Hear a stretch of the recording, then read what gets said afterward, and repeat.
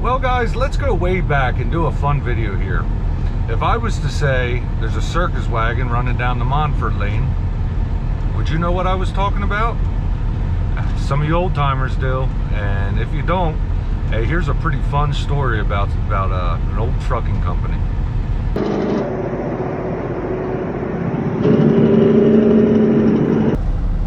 Well guys, it's pretty hot out here, and so I tried to keep the air down, but I gotta have the air conditioner on. I'll be sweating like crazy. So hopefully you guys can hear me okay.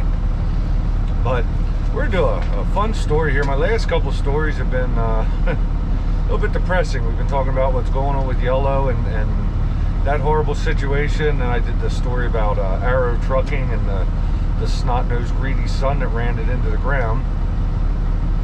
So let's talk about something fun in trucking.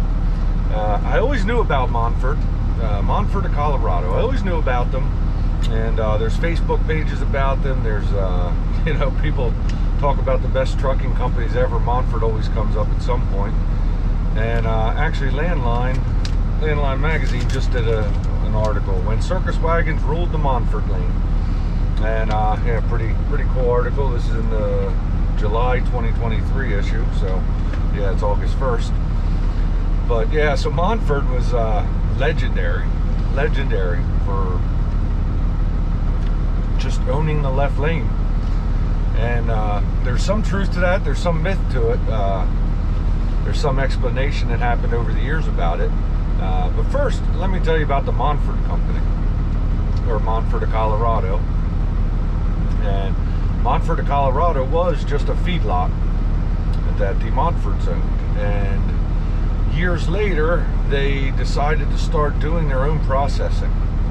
Basically changing from hauling swinging beef, or sending out swinging beef, to doing their own processing in Colorado, and skipping the notorious Chicago stockyards.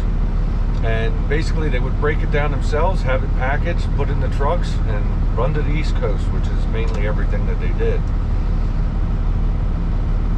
They started doing this Labor Day of 1970 is when their trucks first hit the road.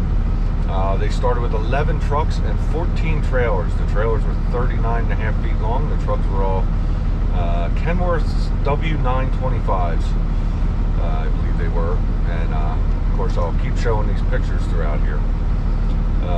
But Monfort quickly became known. Okay, their trucks were, as you've seen, orange, yellow, and white.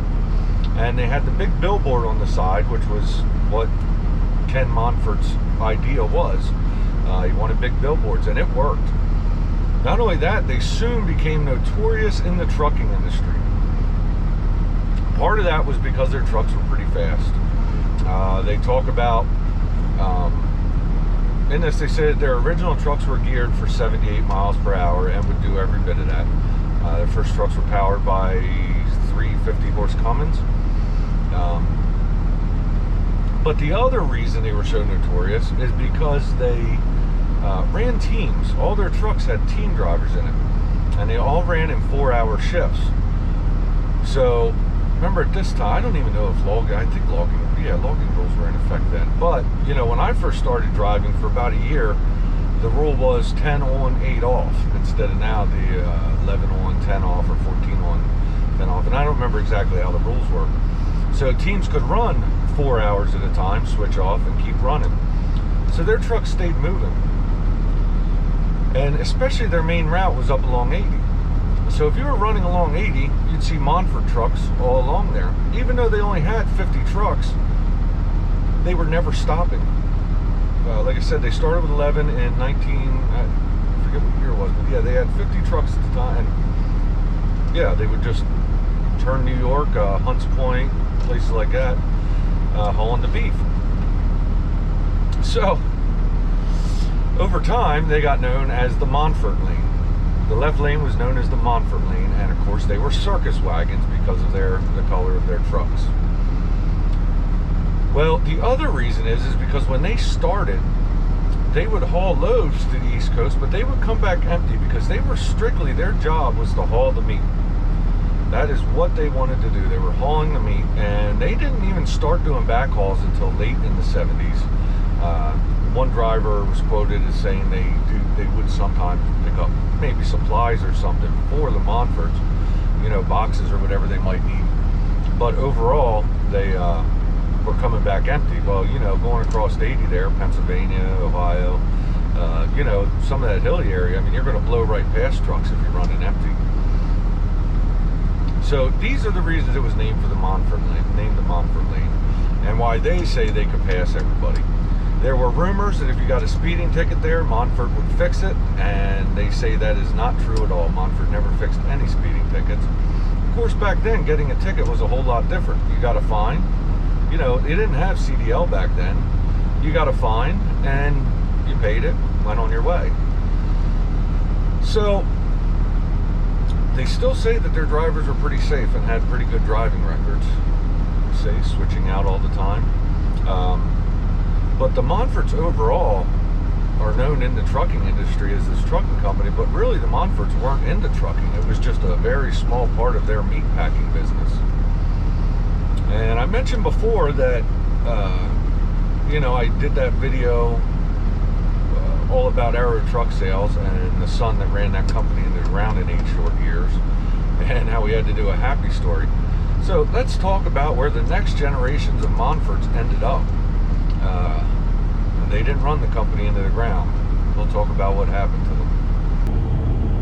So in 1987, the Monfort sold the company to ConAgra, and they were, I believe it said, the largest employer in Greeley, Colorado at the time. I mean, just true innovators in the beef industry, something I know nothing about. In fact, my dad told me years ago that he hauled swinging beef and said don't ever do it.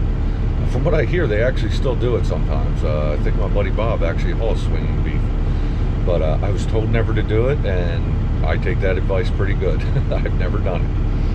Some of you guys that have done it, you know, tell your stories down below. That's pretty cool. You know, I know it's, they say it's the hardest thing to haul.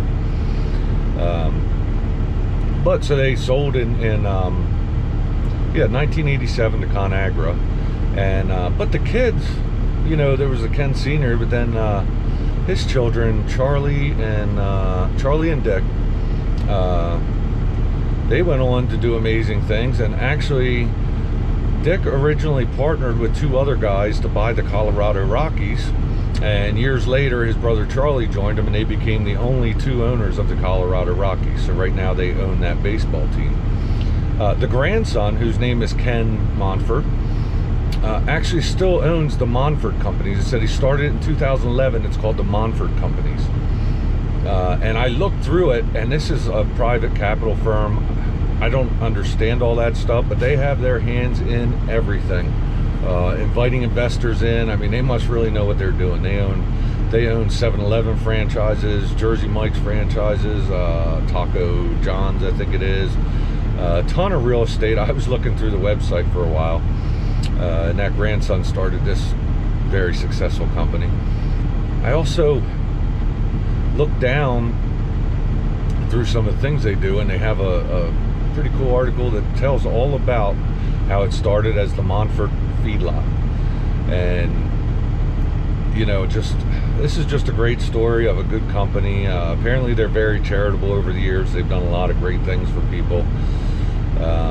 We probably never will see a company like Monfort again, because just running at that high rates of speeds, and you know, the 4-hour shifts can't happen anymore, though I think it would have to be 7 hours. I don't know how you would do that. I'm not a team driver, so I don't know. Maybe some of you guys that aren't running 10-hour shifts, that are team, maybe you guys split. Tell me exactly what you're doing. I would think it would have to be 7 hours. Yeah, I don't know. But anyway, but just a great trucking history story about the Circus Wagons, you know, in the Monfort Lane. You know, I guess everywhere they called the left lane the Monfort Lane, but on Route 80 from Colorado to the East Coast, they truly owned it. So, hey guys, comment below with your Monfort experiences, and hey, if anybody used to work for Monfort, I'd love to hear from you. It'd be awesome, you know, just, you know, true cowboys of the road back then. And But hey, thanks for watching. If you like this video, like and subscribe, and I'll catch you on the next video.